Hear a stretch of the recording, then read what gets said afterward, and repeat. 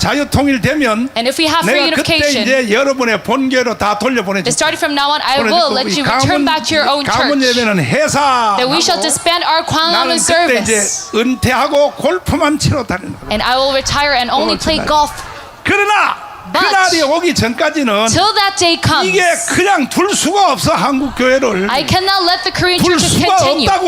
I cannot let them continue. 그러니까 오죽하면요, And 내 that is 친구 why 손원배 목사님이 even 이번에 Pastor 두 번째 책이 나왔어. He 이거요 published a second book 1천만 기독교인들은 다 사야 돼. that all 10 million Christians 제목이 must 뭐냐? purchase this. 그것은 드디어 title being- 봐.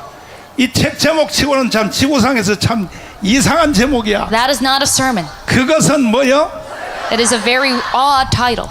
손원배가 설교를 32년 해봤거든, 미국에서. That Pastor Son preached for 한인교회 중에 32 3대 교회 years. 중에 하나를 만들었거든. He made one of the 3 mega churches. 자기도 설교해봤고 And he gave 성도들 가르쳐봤는데, sermons himself and taught his saints. 그래서 한국 와서 보니까 그것은 설교가 아니다. But coming to Korea, he 특별히 realized, 한국교회 대형교회 목사들 That is not 손원배 sermon. 말을 잘 들어. especially the mega 니들이 churches pastors in 손원배만큼 Korea, 공부했어? you must listen to Pastor 했냐고. Son. Did you study 안 as much as he 했잖아. did? You never did. 니들이 웨스트민스터 나왔어? 안 Did you 나왔지? graduate Westminster? 어? 나온 사람 중에서도 뒷구멍으로 들어갔지. 뒷구멍으로. You maybe had 칼빈 안 나왔지? 어? paid money to do it. 그러니까 인간이 말이야. And that is why you as a human, 인간이 자수할 거는 you 자수해야지. must confess what is 그것은 worth, 설교가 아니다. 왜 이 책을 썼느냐? what you must confess. 한국 교회 망한다 이거야. 망한다 이거요. Why did Pastor Son 누구 make this 때문에? big? 목사들 Because 때문에 망한다 이거요. he was worried that the Korean churches will fail. 전 성도들 이 책 한 권씩 다 사라고. Because of the pastors, and that is 알았죠? why all the saints 다 살 must purchase 사람은 this 두 손 book. 들고 아멘. Saying, men, if you are going to 다 사서 purchase this book, 가보로 that you must all 집에다가 purchase this. 보존시켜. And you must keep 이것은 this inside your house as a 그것은 treasure. 설교가 아니다 이거요.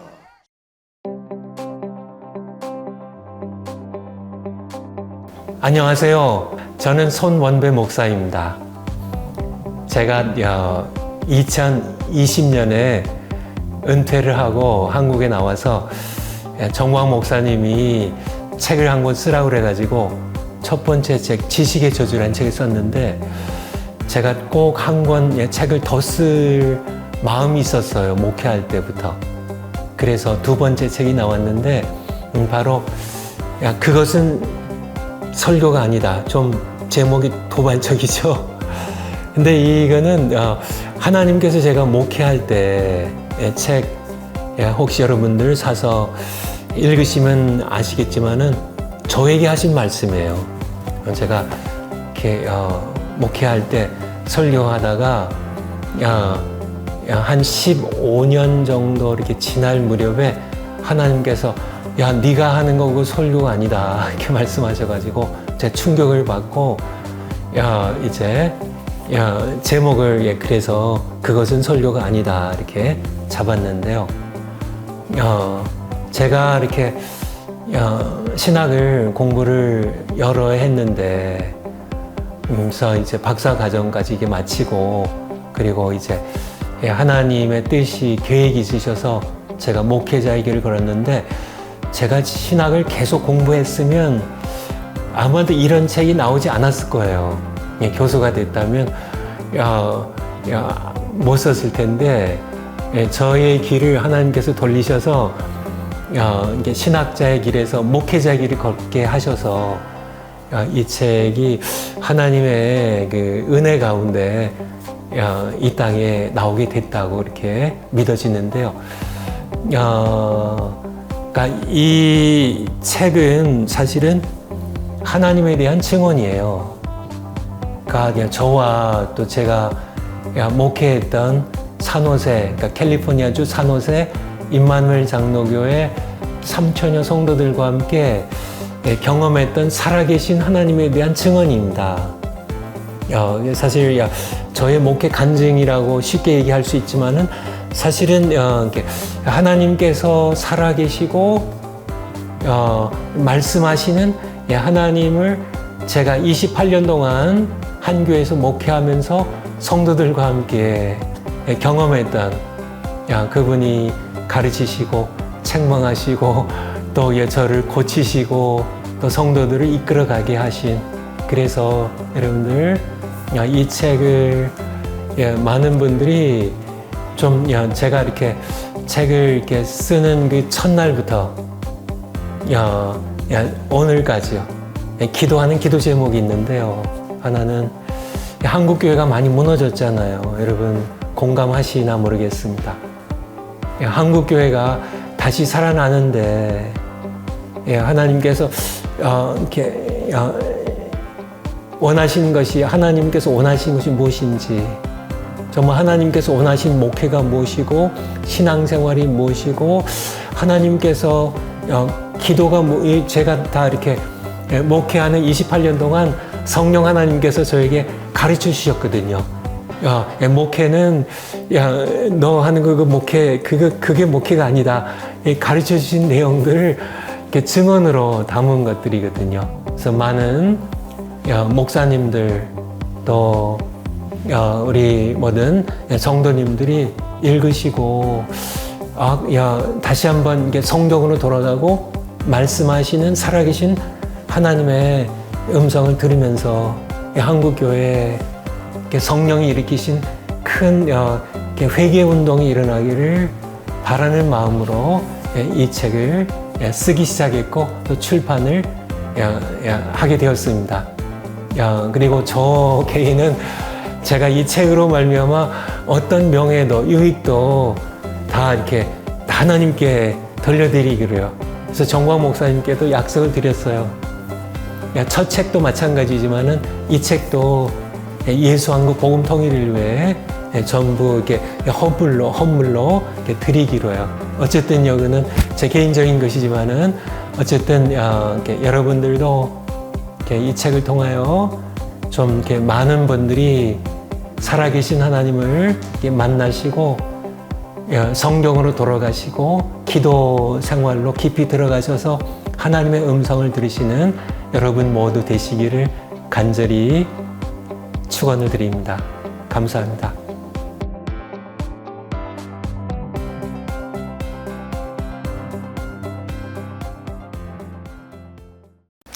안녕하세요. 안지영입니다. 오늘 따끈따끈한 신작이 나와서 이렇게 인사드리게 되었는데요. 손원배 목사님의 신작, 그것은 설교가 아니다로 오늘 소개해드리려고 합니다. 광화문몰에서 손원배 목사님 책을 두 번째로 소개해드리는 것 같은데요. 첫 번째 책인 지식의 저주도 제목이 뭔가 강렬했는데 이 책도 제목이 강렬합니다. 그것은 설교가 아니다. 책 이름만 들어보면 설교는 보통 목사님들만 하시니까 목회자를 위한 책이 아닐까라는 생각도 드실 텐데요. 이 책은 목사님들도 보시면 너무 좋지만 저와 같은 성도님들도 보시면 나의 신앙생활에 대해서 거울을 비춰보는 것처럼 반성하게 되고 더불어 이렇게 신앙생활을 해야 되겠구나 지침서가 되어주는 그런 은혜 넘치는 책입니다. 평소에 정광훈 목사님께서 설교하실 때 손원배 목사님의 교회에 대해서 말씀하신 적이 있어요. 그때는 손원배 목사님은 어떻게 목회를 하셨길래 교회가 부흥케 하셨을까 궁금했었거든요. 보통은 부흥해하는 목사님들은 강력하시잖아요. 근데 손원배 목사님은 인자하시고 부드러우시죠. 그래서 참 궁금했었습니다. 근데 이 책에 그 비밀이 나와 있습니다. 궁금하시죠? 제가 설명을 해드릴 텐데 잠깐 책을 먼저 보여드리면 두께가 두껍지 않습니다. 얇아요. 책이 두꺼우면 겁이 나잖아요. 근데 얇아서 읽기가 너무 좋고 그리고 글자도 작지 않아서 읽기에 부담이 없으실 겁니다. 이 책은 손원배 목사님의 목회의 시작부터 끝인 은퇴까지의 이야기가 담긴 책입니다. 그 속에서 어떻게 성령님을 통하여 가르침을 받으시면서 목회를 하셨는지 목회 현장에서 성령님의 가르쳐주신 성경의 진리는 크게 5가지였습니다. 목회, 신앙생활, 기도, 교회, 설교가 무엇인지 목회 현장을 통해 성령님이 가르치시고 진리를 깨닫게 하셨습니다. 그래서 이 5가지를 조금씩 말씀드리면서 소개를 해드릴 텐데요. 첫 번째, 성령님의 가르침. 목회는 무엇인가? 목사님은 신학자가 되려고 하셨지 목회의 길을 생각하지 않으셨다고 해요.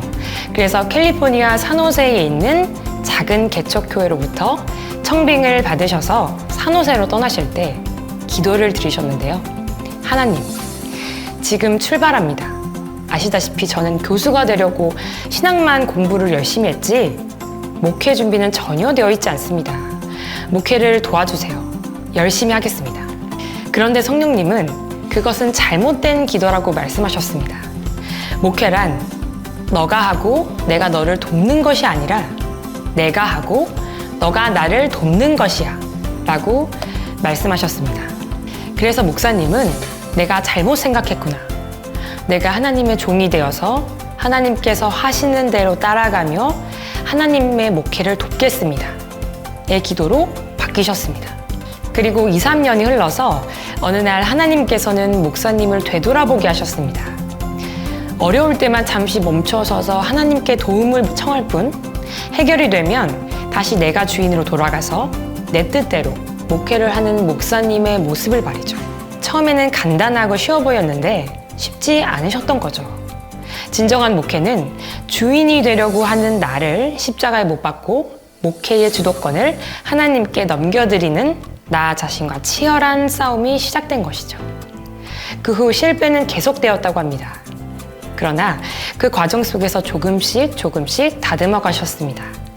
한두 해 흐르면서 어느 순간 내 목회는 내려놓고 하나님의 목회를 따라가는 목사님이 되어 있으셨습니다. 내 목회에서 하나님의 목회로 기우는 순간 놀라운 일이 일어났습니다. 모든 걱정은 싹 사라졌어요. 내 목회가 아니고 교회도 내 교회가 아니고 양도 내 양이 아니었고 모두 하나님의 것이었기 때문이죠. 목사님은 이 교회의 주인이 하나님 아버지라는 것을 명확히 깨달으셨습니다. 우리도 더 이상 내 삶의 주인 노릇하지 말고 가정, 기업의 주도권을 하나님께 넘겨드리고 하나님의 도에 복종하며 하나님을 따라갑시다. 그 다음 두 번째 성령님의 가르쳐 주신 것은 신앙생활은 무엇인가? 목사님은 첫 번째 가르침은 바로 깨달으셨는데 두 번째 가르침은 적어도 5년 정도 걸리셨다고 합니다. 바로 신앙생활은 복종이라는 것을요. 목사님이 담당하신 교회 산호세 임마누엘 교회는 1982년도 분열돼서 분이엘 장로교회가 세워졌고 다시 분열돼서 온누리 장로교회가 세워졌습니다. 임마누엘 교회는 막 분열이 돼서 나온 작은 개척교회였어요. 그런데 목회를 시작하자마자 분열이 되었던 교회들과 연합하여 함께 예배를 드렸습니다. 연합 예배는 처음에는 순탄했어요. 그런데 점점 힘들어지기 시작합니다. 온누리 장로교회에 속했던 성도들이 임마누엘 장로교회에 썼던 헌금통을 갖다 놓은 사건으로 발단이 되었습니다. 그것은 바로 그 미묘한 감정 대립과 주도권 싸움으로 번지게 됩니다.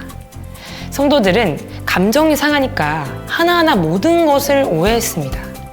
나중에 뒤돌아보니 이것은 영적 전쟁이었어요.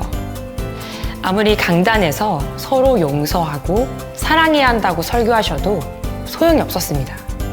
그러던 어느 날 어느 집사 몇 분이 목사님께로 찾아와서 목사님, 전에는 주일 예배가 기뻤고 그래서 주일을 기다렸습니다. 그런데 요즘 주일마다 마음이 오히려 무겁습니다. 이제 연합 예배를 포기하고 다시 이전으로 돌아갑시다. 교회를 다시 나눌 준비는 다 되어 있습니다. 그 당시 목사님도 너무 지치셨기 때문에 교회를 나누자는 그 말에 덜컥 동조를 하시게 됩니다. 그런데 잠자리에 드시기 전에 엎드려 기도를 하시는데 하나님께서 이렇게 말씀하셨습니다. 내 교회가 분열될 때마다 내 마음이 얼마나 아픈 줄 아니? 교회가 서로 싸우고 욕하며 갈라질 때 초신자들이 떠나고 세상에 조롱을 받는 내 교회를 바라보는 심정을 내가 아니? 나는 내 교회가 연합도 할 수 있다는 사실을 너가 섬기는 교회를 통해 세상에 보여주고 싶었단다. 라고 하나님께서 말씀하셨습니다. 이 말씀을 듣는 순간 엄청난 죄를 저질렀다는 사실을 깨달으셨습니다. 즉시 목사님은 하나님께 아시다시피 저는 그동안 교회 연합을 위해 많이 애썼습니다. 그러나 아무런 소용이 없었습니다. 하나님께서 연합을 원하신다면 제가 교회를 나누지 않겠습니다. 날이 밝자마자 교회를 나누지 않겠다고 성도들에게 말씀을 전하시자마자 양쪽에 거친 항의와 비난이 쏟아졌어요. 그러나 목사님은 하나님과의 약속을 계속 지키셨습니다. 그런데 그때부터 놀라운 일이 일어났습니다. 그렇게 들끓던 성도들의 분노가 갑자기 사그라들었고, 내가 노력을 포기하고 가만히 있었는데 별다른 이유 없이 교회가 잠잠해지기 시작했습니다. 그뿐만이 아니에요. 교회가 부흥되기 시작했습니다. 교회 출석하는 인원이 1000명이 넘고 2000명까지. 사모님이 이렇게 말씀하셨대요. 당신을 봐서는 교회가 성장할 것 같지 않은데 이상하다라고 말씀하실 정도로 교회는 엄청난 부흥이 됩니다. 예배당이 넘쳐서 오부 예배를 드려야 했고 보조의자를 놓고도 자리가 모자랐습니다. 목사님은 하나님께 여쭤보셨어요. 이 교회가 왜 이렇게 성장했나요? 그것은 바로 집사님들과 만난 식당에서 내가 교회를 나누겠다고 말했다가 하나님께서 연합을 원하신다는 말씀을 듣고 하나님께 복종한 그 사건 때문이었습니다. 이렇게 신앙생활에 있어서 하나님은 복종이 얼마나 중요한지를 목사님께 직접 체험케 하신 거죠. 그 다음엔 뭘까요? 세 번째, 성령님의 가르침 세 번째는 기도는 무엇인가? 성령님께서 주신 세 번째는 기도에 관한 것이었습니다. 목사님은 목사님이시지만 교회 일을 굉장히 많이 하셨다고 합니다. 설교, 주보 작성, 복사, 문단속, 화장실 청소까지 예배도 주일 예배, 수요 예배, 새벽 예배, 장례 예배, 결혼 예배, 개업 예배, 성경 공부, 신방, 사무행전까지. 그래서 엄청 바쁘셨는데요. 그런데 하나님께서는 그런 목사님에게 기도의 부담을 주시기 시작하십니다. 그렇게 피곤한 목사님을 계속해서 기도를 하신 거죠. 처음에는 기도의 순간이 너무 지루하셨대요. 하나님이 부담을 주시니까 하루라도 기도를 하지 않으면 죄책감으로 견딜 수 없는 마음을 갖게 하셨습니다. 그냥 이유도 모른 채 지키셨어요. 그렇게 버티며 10년이 넘는 세월을 보냈습니다. 그러던 어느 날 새벽에 성령께서 벼락치는 것처럼 한순간에 깨달음을 주십니다. 그것은 바로 기도 시간마다 하나님께서 나를 기다리신다는 깨달음이었습니다. 더욱 충격적인 것은 하나님께서 나를 귀찮아하지 않으시고 새벽마다 기도의 자리에서 나를 기다리고 계셨다는 사실 말이죠. 예수님이 가르쳐 주신 기도에 의하면 첫째, 오직 하나님의 자녀들, 하나님을 아버지라 부를 수 있는 자들에게만 허락하신 놀라운 특권이다. 둘째, 기도는 하늘과 땅을 연결하는 하나밖에 없는 통로이다. 아버지는 우리가 하나님에게 나올 수 있는 통로를 하나 열어주셨는데 그게 바로 기도입니다. 이렇게 기도는 우리에게 정말 필요한 것 같습니다. 우리도 항상 기도를 하며 하나님의 놀라운 특권을 누리면 좋겠어요. 다음 네 번째 성령님의 가르침은 교회는 무엇인가? 성령님께서 주신 네 번째는 교회에 관한 것이었습니다. 목사님은 교회란 무엇일까? 생각하시면서 그 답을 찾기 위해 여러 세미나를 다니셨고 책도 많이 보셨습니다. 그 중에 휴스턴 서울 침례교회에서 목회를 하시던 최영기 목사님이 쓴 구역 조직을 가정교회로 바꾸라라는 책이 있었습니다. 하나님께서는 그 책을 읽기도 전에 가정교회가 추구해야 할 성경적 교회의 모델이라고 말씀하셨습니다. 구역을 없애고 남녀 성교회도 모두 해체하였습니다. 그런데 그 당시 산호세에서 가장 크고 훈련이 잘 된 교회가 가정교회를 시작했다가 목사님이 시작할 무렵에 포기하는 일이 일어났습니다. 성도들은 그 교회도 포기했는데 우리 교회가 되겠습니다라고 했어요. 목사님은 가정교회가 하나님께서 기뻐하시는 성경적인 교회의 참 모습이라면 우리는 교회가 망하더라도 그 길을 가야 합니다. 라고 말씀하셨습니다. 그리스도의 몸인 교회는 집에서 태어났을 뿐 아니라 집에서도 계속 모였습니다. 야고보 사도가 순교한 후 베드로도 옥에 갇혀 있을 때 교회는 집에서 모였습니다. 그리고 천사가 나타나 베드로를 감옥에서 풀어주었을 때 그가 찾아간 곳도 바로 집이었습니다. 왜냐하면 교회는 집에서 모였기 때문이에요. 그런데 교회는 건물 감옥의 시대에 들어서게 됩니다. 건물이 생기고 나서 집을 떠나 건물로 들어가게 되고 교회는 건물의 대형화, 예술화에 집착하고 탐욕에 사로잡혀 재상 증식, 세속화의 길로 들어가게 됩니다. 예배도 변질하기 시작했고요. 우리는 건물 중심의 예배에서 벗어나 언제든지 영과 진리로 예배하는 새로운 시대를 열어야 합니다. 크고 웅장한 건축물이 아니라 작은 지하실이나 초라한 집에서라도 어디든지 두세 사람의 교회의 머리이신 예수님의 이름으로 모이면 나도 그들 중에 함께 있겠다고 약속하신 것처럼 말이죠. 마지막 5번째, 성령님의 가르침은 교회란 무엇인가? 성령님께서 주신 5번째는 설교에 관한 것이었습니다.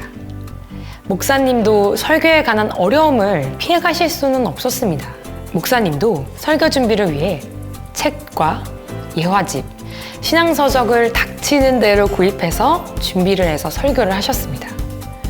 그렇게 한 해에 2해 시간이 흘러갔고 이제는 설교 본문을 정하는 요령도 생기고 전달 능력도 생길 때쯤 목회를 시작하고 나서 한 15년 정도가 지날 무렵에 성령께서는 이렇게 말씀하셨습니다. 지금 내가 하고 있는 설교는 설교가 아니다. 하나님은 너가 마음대로 설교 본문을 정하고 너의 임의대로 내용을 정하면서 전하는 설교는 설교가 아니다. 강연일 뿐이다. 설교란 내가 내 백성들에게 전하고 싶은 말을 너가 나에게서 듣고 그대로 대변하는 것이다. 라고 말씀하셨습니다. 그 후로는 모든 책을 버리고 오직 2가지 기도와 성경만으로 설교를 준비하시기 시작하셨습니다. 그러자 신기한 일이 일어났는데요. 결단하고 복종을 한 시작부터 성경의 66권이 여기저기서 튀어나오는 것처럼 목사님께 다가오기 시작합니다. 이렇게 기도와 성경만으로 설교를 준비하시기 시작한 후 매번 하나님께서 본문을 주시고 그 본문에 전할 메시지를 주셨어요. 이렇게 설교까지 성령님께서 목사님을 통해 가르쳐 주신 5가지를 말씀드렸는데요. 목회자로서 말씀하셨지만 그것을 내 삶에 적용시켜 본다면 결코 목사님들만 읽는 책은 아니라는 것을 알 수 있을 거예요. 저도 이 책을 보면서 정말 많이 깨달았고 반성하고 이 부분이 잘못되었다. 이렇게 해야 되는 게 맞구나. 깨닫고 실천하게 되는 부분이 정말 많았는데요. 이 5가지 중에 1가지 이상은 성도님들에게 정목을 찌르는 그 지점이 반드시 있을 거라고 저는 생각합니다. 왜냐면 제가 그랬거든요. 그래서 두고두고 보고 싶어서 저도 구매를 했습니다. 성도님들도 이 책을 보셔서 은혜 많이 받으시고 한층 더 영적인 성장을 이루시는 책이 되시길 바랍니다. 주문 방법 알려드릴게요. 광화문온 앱에서 광화문몰로 들어가셔서 구매가 가능하고요. 전화 주문은 1522-8686으로 전화 주시면 되는데 상담 시간은 오전 9시부터 오후 6시까지입니다. 그렇기 때문에 광화문온 앱에서 구매하시는 것을 추천드리고요. 이렇게 좋은 책 꼭 읽어보셨으면 좋겠고 오늘 이 책 소개해드린 안주영이었습니다. 다음에 또 뵙겠습니다. 감사합니다.